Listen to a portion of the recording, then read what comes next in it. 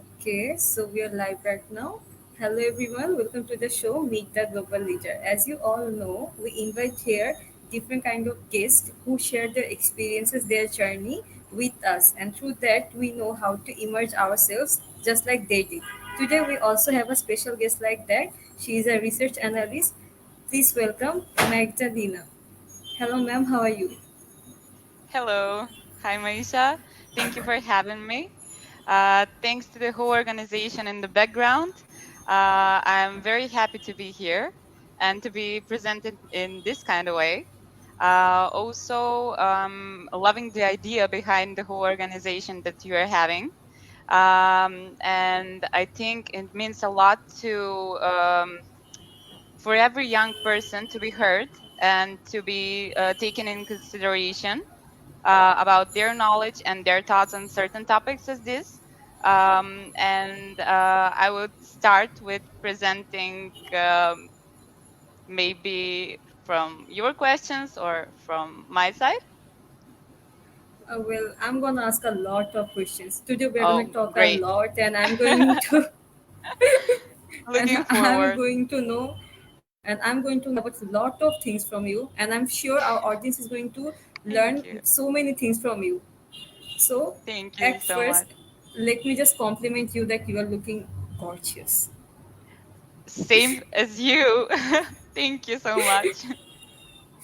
Pleasure is all mine. So, Magdalena, please tell us a bit about yourself. Okay, so I think that if you want to know the person, you have to know the culture behind them. So I'm going to start talking about my country and where I'm coming from. I have to say this: I made a list for 30 sightseeings in here in Macedonia, and I had to like pick five my favorites because there are a lot of things to visit and to hear about this small country. So, as I said, we are a pretty small country. We're in Europe, and we have maybe around 2 million people living here. A lot of the younger generations are abroad. They are struggling with finding certain jobs here, and they want to pursue a career in something that can afford like better living out there. And that's the main reason why we are having so little people in this country. So I have to start with saying that this is really amazing natural beauty of a country. We have a really pretty sizing here, and everything, not everything is protected as it should be. Because of the politics and corruption that is happening right now. I think it's a very important thing in every country, but here is really, really expressed. So also, I will start with the natural beauties that we have. We have a lot of national parks. We have Mavrovo, we have Galičica National Park, we have also Pilistar. Um, Something else that I should mention are also the fortresses that are in Skopje. We have the fortress Skopje, the Kale. We have also one in Ohrid. That's a small town in Macedonia also. And as I mentioned Ohrid, I have to mention the Ohrid Lake, which is one of the oldest and the deepest natural lakes in Europe, and I guess in the world also. Also about Ohrid, there are 365 churches in there, so one for every day of the year, actually, and that's pretty cool, pretty amazing to start with. Next, from the historical side, I have to mention Stobi, which maybe is the most famous archaeological site there is. So, if we mention Stobi, I have to say that it was first mentioned that it exists around 200 years BC in one ancient script. so it's pretty old. Next, and my favorite is Kokino. That's megalithic observatory, actually, and according to NASA, it's 3,800 years old observatory. So it's the fourth oldest in the world. And it's pretty amazing. There's a great vibe coming there and seeing what it has to offer as a place and as a natural being nowadays. So that's it from the historical side. I think it's enough. And After saying this, I have to say that except we are having like a great nature and great places to visit and to see, but also we should protect them more. We also have a lot of issues with the pollution here. I know you're having that issue also there. Is that true? Yes, Yes. yes, a lot. Yeah, we're having like the same issue every winter. There's like saying that everything is going to change in the future, and after having the winter again, we're having the same issues over again. So that's it from the countryside. And Now I guess I can say something about my background as a professional. Yes, please. Yes, please. Okay, enough from history and everything about my country. So, um, um, I should, I guess, start that I'm 25. I'm currently working at a great company, Navis. No, I'm going to start as me as a kid. I guess that's better. So I was a pretty energetic kid, and it's not bragging, but I had straight A's always, and I was always involved in some I don't know, competitions, and I wanted to be involved in every activity there is in the school. So my parents like decided to uh, place me on some out of school activities. I started going on singing lessons, and I started going on instrumental learning, English also. And after a while, I like corrupted myself with everything possible there is in school. And I had a pretty amazing childhood, I can say. So it was a lovely having all those things involved in my life and having to be a dynamic kid. I wanted to become everything there is. I wanted to be a singer, a nurse because of my mom. I don't know, an engineer because of my dad, and everything there is. So I ended up learning to become a criminalist.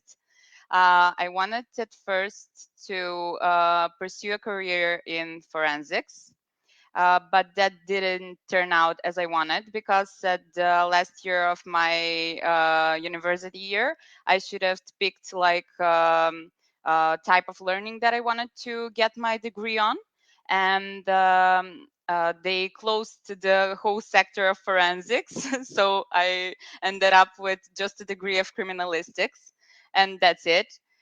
So. I didn't become what I wanted, but that didn't made any difference in the way I became and the professional I'm trying to become in the future.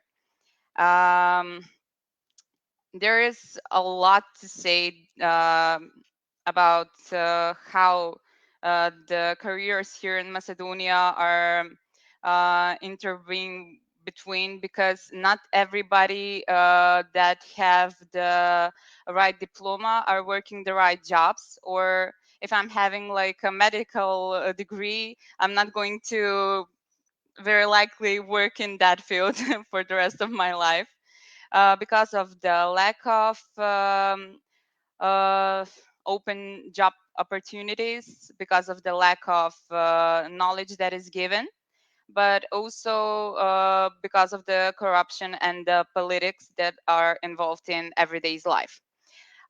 So as young people, I guess we should always push to like turn off all those negative things about our society and change some things in our living, because the world ends up in our hands at the very end. So that's it for It now. was great. Okay, I got to know about so many things. On this context, I would like to ask you one thing, that is, you just said that you wanted to make a change in the society through your work. So, what kind of a change are you thinking of to make in our society like that through your work? Through my work. So um, this is going to be a long answer. Sorry. Well, I started volunteering. As I said, I was a volunteer in the Red Cross organization.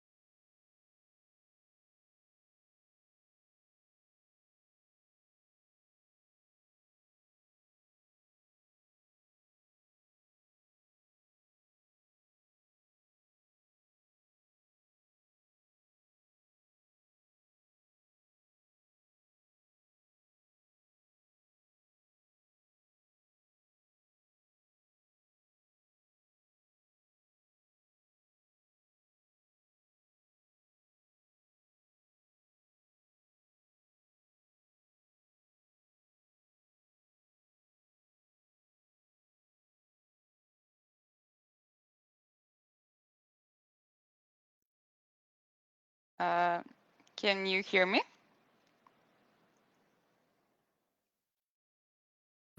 Yes, I can hear you Yes. now. Great. Okay. Okay. So as I said, I started volunteering when I was 10 in the Red Cross organization. I had a blast of a time meeting a lot of beautiful people, a lot of talented people. I maybe had the biggest career change in there because I spent 15 years there. I think in this September I'm going to start my 16th year of volunteering. Despite the things that are happening right now, I'm still trying to be part of that family, because it is actually a family. And I ended up working for 1 year there part time in the organization when I was actually raised because of the long tenure of experience there. And it was experience like going from one home to another, because I knew that all those people that were there, and we were like a huge second family there. And that's why I'm cheering for your organization, because I now know how important it is to have those people around you to support you and to build you as a person. So that's one part where I started becoming like skilled in kind of way to try to change some things in my society and in my surrounding. I tried to make a difference first from learning some skills and to raise myself on another level. And if you try to change yourself, you're going to succeed in changing something around you and in the people about you. So I think that that was the first step that I did, and I ended up there for a long time, and I'm very proud of that. So I can like brag that I've made a huge difference in the world, and I'm like I don't know, the second Mother Teresa in here. But I think that if everyone tried to make a little step at a time, and if everyone gets involved in some kind of humanitarian work and do something about their society, it doesn't mean like if it's like only humanitarian, but if they build their culture and make some difference in music, or I don't know, in art, for example, they're going to become better selves, and they're going to make a difference in their society. So it was a huge step for me, coming from an organization as Red Cross. And I actually had an experience in SOS Children's Village. I was working on a project with children, and it was a lovely 6 or 7 months of my life. It was a really enjoyable time of my life. I had a blast, and I think that that experience really changed how I look on things and how grateful I am for many things I had as a kid. And also, uh, they had like a program where they were like giving a chance to get your career development. So they were having like some educational lessons. They were giving you a chance to express yourself, how you're going to see yourself in the future, what do you want to become in the future, etc. So I made some tests on what should I become in the future, and every time it was the same. It was like working for not governmental organization, something with law, which I didn't want it at all. I don't know why, but I don't want to be involved in something like that. But shout out to everyone who are. And the last one was working on the HR sector, and I didn't have an actual idea what was HR and what were they doing. So I ended up googling and watching podcasts about that and watching all of these YouTube videos that are out there.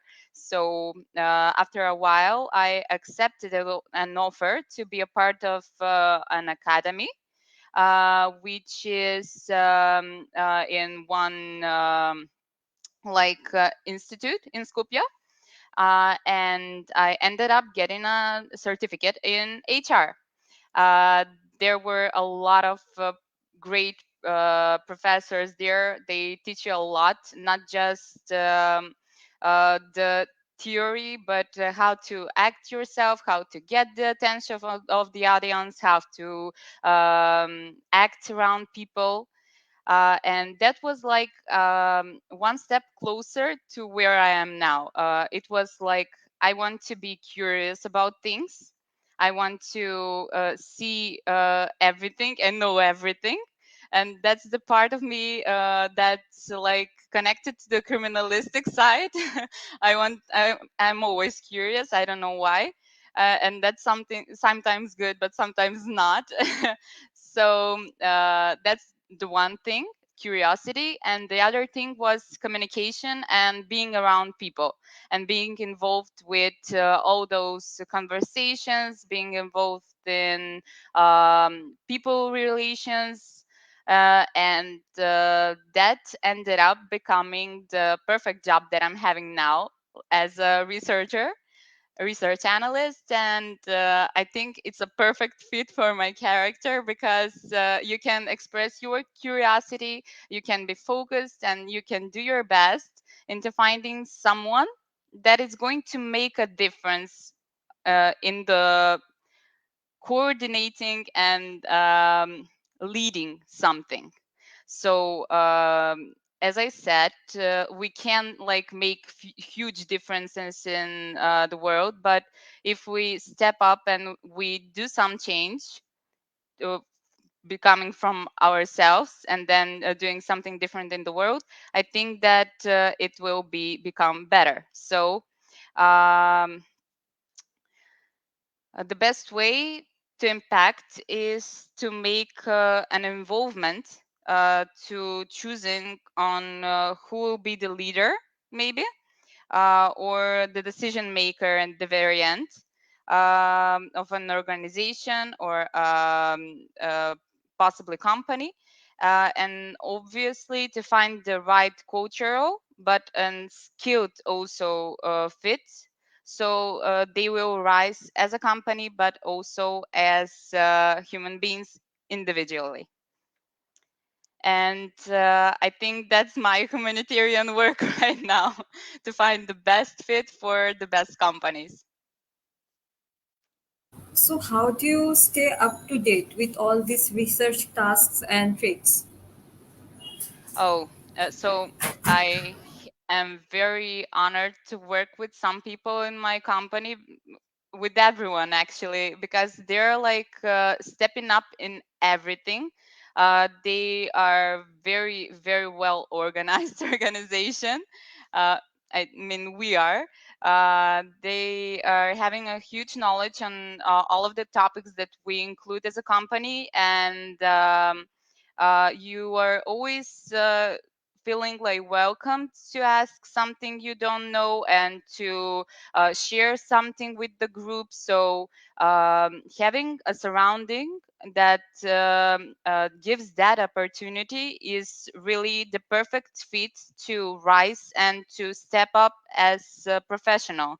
And also like you have LinkedIn, like the perfect place to recognize things. I was encouraged to put like all the hashtags there is for certain topics, and you're going to see your feed full of information about those hashtags. And I think if we want not only in this research world, but in every profession, if you want to be successful, you have to like give your all, stay focused all the time, and exercise your mind in that kind of way. And I think that the most important is to be very like supporting of your own thoughts and your own ideas, because no one will support you as you can. And that's it. Thank you. Well, I have one more question to ask you. Actually, I have a lot of questions to ask. Okay, No now problem. moving on. Moving on to another question, that is that what is your process for conducting a research? Like how do you do that, or what is the first thing that comes to your mind, and how can you be so sure that your research is accurate and reliable? This is connected with the confidence, I think.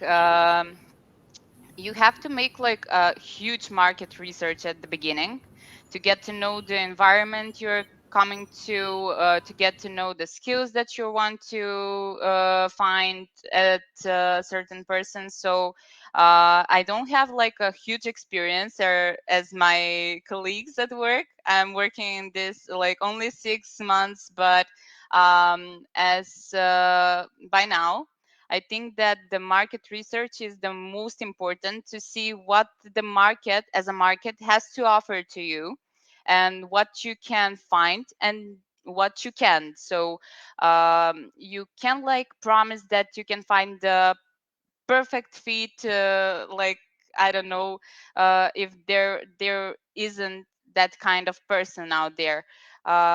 So if you can maybe like imagine yourself working at the certain company you're searching a person at. I think that's the best thing you can do. The imagining of the surrounding and the characteristics of the people around that organization is going to lead you to find the perfect fit, the perfect set of skills, the perfect communicational skills, the perfect professional skills that some person should have, but also the leads that the consultants are giving us are really, really great introduction of what we should find and what we should push ourselves into. In on this context, I would like to ask that what kind of a challenges did you face while you started to pursue your career as a research analyst, and how did you overcome that? Well, the biggest challenge I think is just not having a clue of what were researchers doing at the very beginning. I think I thought that they were like only given one company, and you should like pick one person that is best and say, okay, this is it. So bye, guys. My job is done here. So I had an opportunity to become part of the first research academy at Navis at my company, and it was really a great experience. We had a great team leader, and she taught us a lot.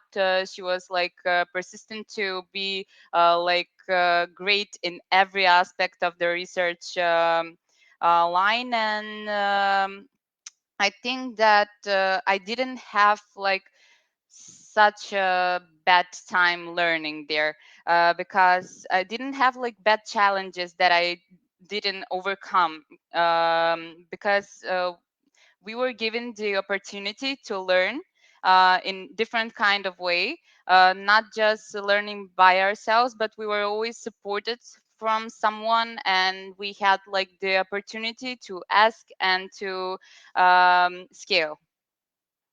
So maybe that, and I'm still trying to learn, because I think that the best skill that you can learn as a person is to get the idea that you should be a lifetime learner. You should never stop. It's not like procedure that it's beginning and ending at some point. You should be like that, and you should have that mindset in everything in your life.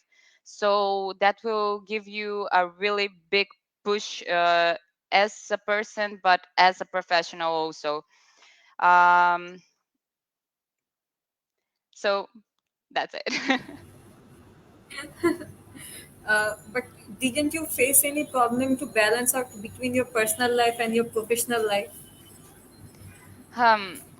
Maybe at the very beginning, because I wanted to I went to work and I would come home and I would start watching videos on research and start checking what I was checking my notes that I would make through the day. So I didn't have a lot of time to see my friends or everyone around me, my boyfriend, my mom and dad, my sister. So I really thought at some point that I was going to have a burnout.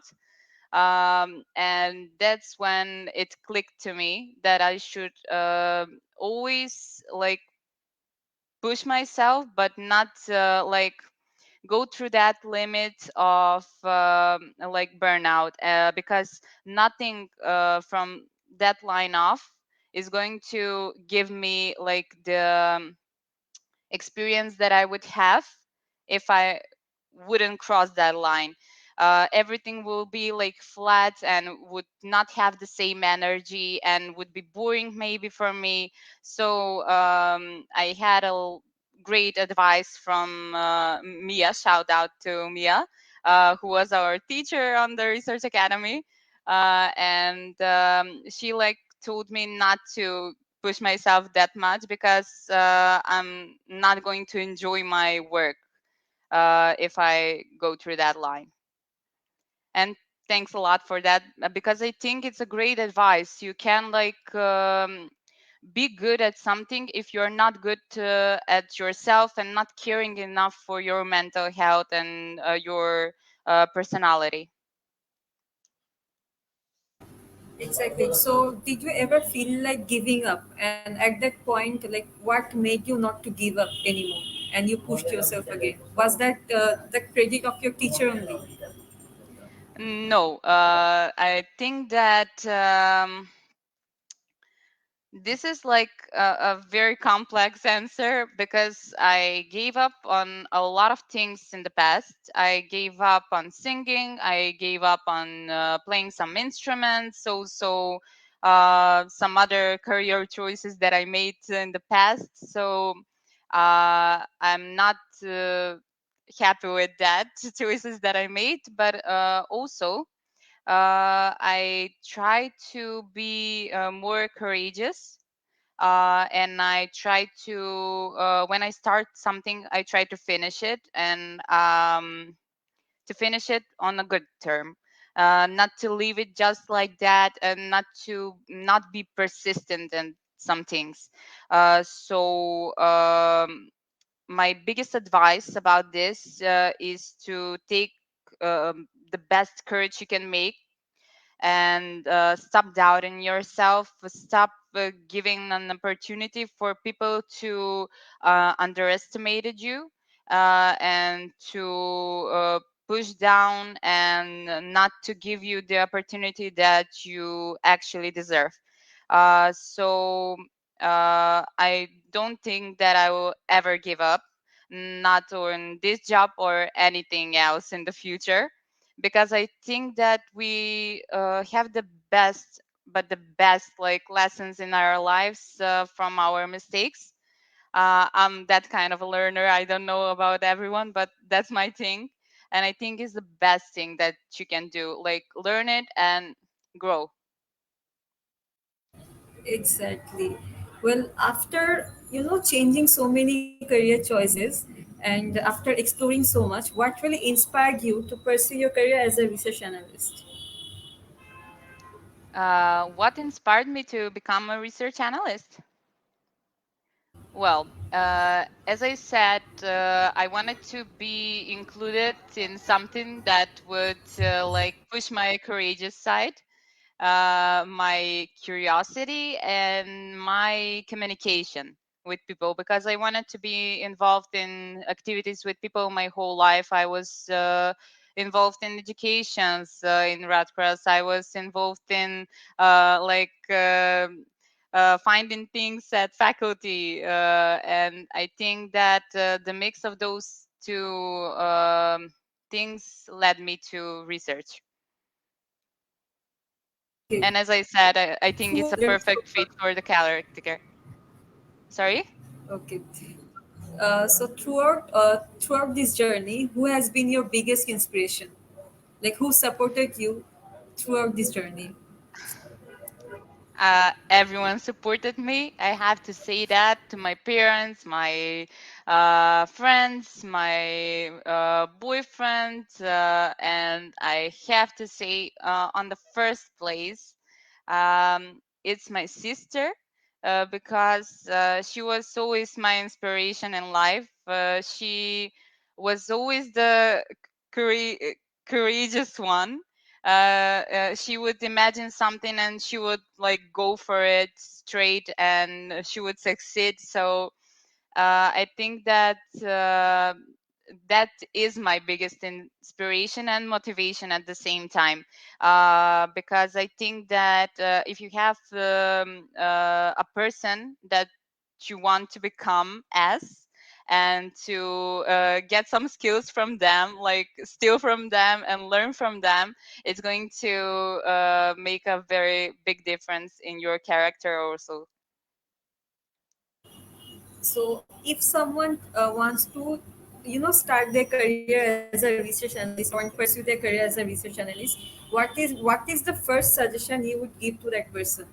Like what is the first and foremost thing a person should keep on his mind? Mm, like advice that I would give? Yeah, like I yeah. Well, in every career, you should like you should know how to find the best way of doing your work, uh, and you should be like happy with what you do. You don't like have to accept an offer for work or for volunteering or for community work just like so as it is. But you should like enjoy it at first. You should try it to see if it's enjoyable for you and your character, and if it's a fit. And if there is a fit, then you should definitely involve yourself in fast learning and long time learning. But also, I have to say this: we are uh, social beings, and we want to communicate with people. So I think the communicational skills that you're going to build as a person are very important. not just a new joiner on a job or a new joiner in the entrepreneurship field. You should always know how to communicate things, how to present your ideas and your product, for example, because that's it what sells the product and the idea. To find the best possible thing to express and to express it on the right way. Also, that can open for you a lot of doors, a lot of opportunities. You can be more open to opportunities also. So you should not always like reject some ideas or reject some things that are presented to you. You should always like check them once, twice, or try to be definitely like picky for times, but also to give the right chance to the right people. Not always everything that's presented as perfect it is perfect. But sometimes you should like make your own agenda. You should check out your own things in your own way, and I think that's it. Well, that's great. One thing I would like to know more about you, that is like what is that one thing that you do on a regular basis, like a daily habit you may say, and you would suggest someone to, like, to sleep early or to read a book or to finish a journal. Like, do you have any these kind of a habits? I have like it's called my 30-minute break of the day, and I have it mostly in the morning. I like turn on the TV, and I'm like playing some music, and that's just right away after I get up. And I have like 30 minutes just for myself. I don't want to speak to anyone. I don't want to do anything else. Just sit in front of the TV, drink my coffee, have my breakfast, and have like a me time. And that is maybe the most important thing, because it gives you the right kind of energy to start your day and to have an energy to have different communications throughout the day, to do your job at the very best, and not to be like down the whole day, because we are at the very end of the day human beings, and we are not professionals 24/7. We have like issues, personal issues, social issues. So I think that if you care for your time and give yourself a time as a person, that's the very best thing and decision that you can make. Well, another thing is that if you're a job recruiter and you want an employee in your platform to work with you, what is the first thing you look at that person, or what is the first thing you notice about that person? uh, Excuse me. So, the first thing I notice at a person that's trying to become my colleague, or Like, whom you are going to recruit, or who will be joining you as who will be joining in in your organization as an employee? as an employee. Okay, so I think the best thing today is to look presentable for someone. And I know that the first first time things are not as important as they can be, but some people are seeing, and for example, if you're having a good marketing on your product, you're going to sell it. And I think that selling your own profile on LinkedIn or on some other platform is very, very important. So if you present your organization and yourself as the right fit, but also as a clean profile, as someone who is caring for something, you're going to have like bigger chances of joining a better organization. What do you think? What kind of skills should we develop in ourselves to to go for to have a better career or to go to a better position in our life? Hmm. So I, as I mentioned for the third time now, long time learning to get a courage to maybe like start taking ownership over what you do, and having like a work habit which you're going to get from this kind of organization, because you are going to be presented with some projects or some activities that you should lead or coordinate, and you're going to get that experience from there. So if you start like yourself with volunteering or kicking off in some non-governmental organizations, you're going to like get ownerships and start like pushing yourself to be more professional in everything that you do in your life. So those kind of skills, I think that are more important than anything, and that everyone should get them before even trying to pursue a career in some field, because not always you can like have that skills at the later stage of your life.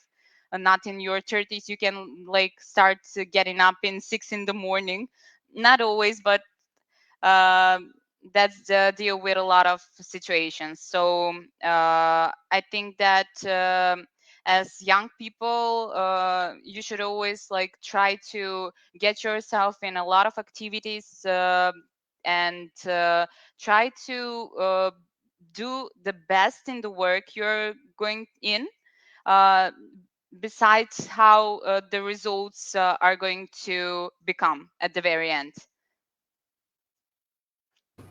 Thank you so much. That has been such a effective information for us and for our viewers as well. Uh, well, we are almost at the end of our show, but I'm still going to ask a question to you.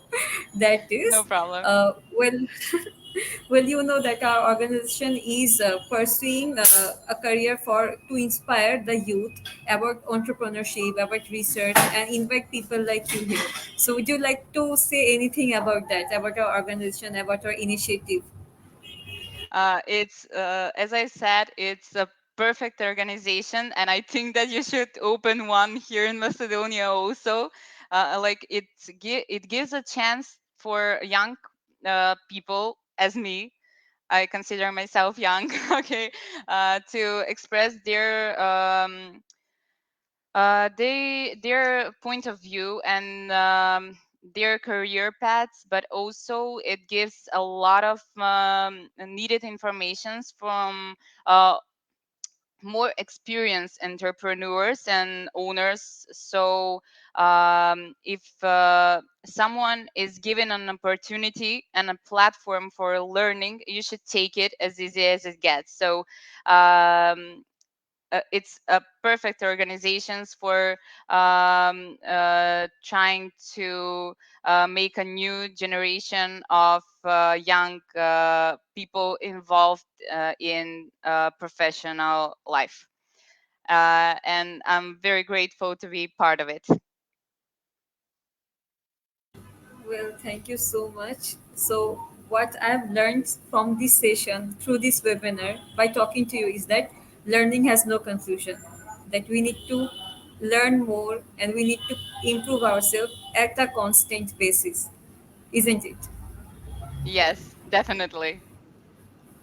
Thank you so much, Mangelina, for your time. It was Thank you, lovely meeting Maisha. you. Thank you so much again. Definitely. Thank you so much for having me. A big shout out to everyone in your organization and to you, Maisha, for presenting this. And I hope I'll see you soon.